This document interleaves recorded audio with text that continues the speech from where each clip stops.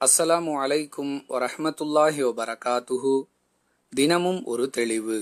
வாகனங்களில் பயணம் செய்யும் பொழுது இசையுடன் கூடிய பாடல்கள் ஒலித்தால் நாம் என்ன செய்வது என்று ஒரு சகோதரர் கேட்கிறார். இஸ்லாத்தை பொறுத்தவரை இசை என்பது தடை செய்யப்பட்ட ஒன்று என்பதை பெரும்பாலான சகோதர சகோதரிகள் அறிந்து வைத்திருப்பதன் காரணமாகவே இது போன்ற கேள்விகள் எழுகின்றன என்பதை நாம் கவனத்தில் கொள்ள வேண்டும். பயணத்திற்காக பயன்படக்கூடிய வாகனங்களை பொறுத்தவரை அவை 2 வகைகளாக உள்ளன.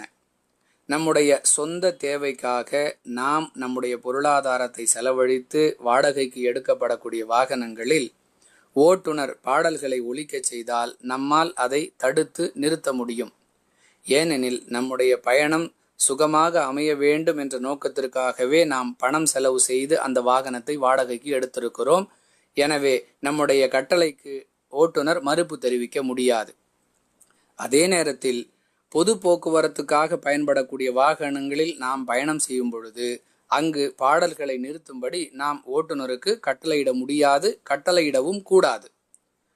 Bus, share taxi, share auto போன்ற வாகனங்கள் ஒன்றுக்கும் மேற்பட்டவர்களால் பயன்படுத்தக்கூடிய பொது போக்குவரத்துக்கு பயன்படும் வாகனங்கள்.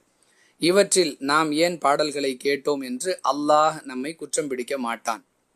எந்த ஆத்மாவையும் அதனுடைய சக்திக்கு மீறி சிரமப்படுத்த மாட்டான் என்று அல்லாஹுடைய வாக்குறுதி திருக்குரானில் இடம்பெற்றிருக்கிறது. எனவே எந்த சந்தர்ப்பத்தில் மார்க்கத்தை நம்மால் பின்பற்ற முடியுமோ அந்த சந்தர்ப்பத்தில் முறையாக நாம் மார்க்கத்திற்கு கட்டுப்பட்டு நடக்க வேண்டும்.